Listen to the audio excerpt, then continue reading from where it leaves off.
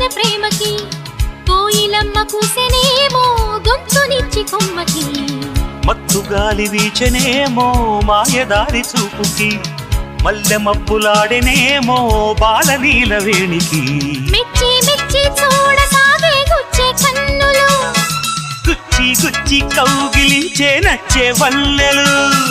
అంతేలే కథంతేలే అదంతేలే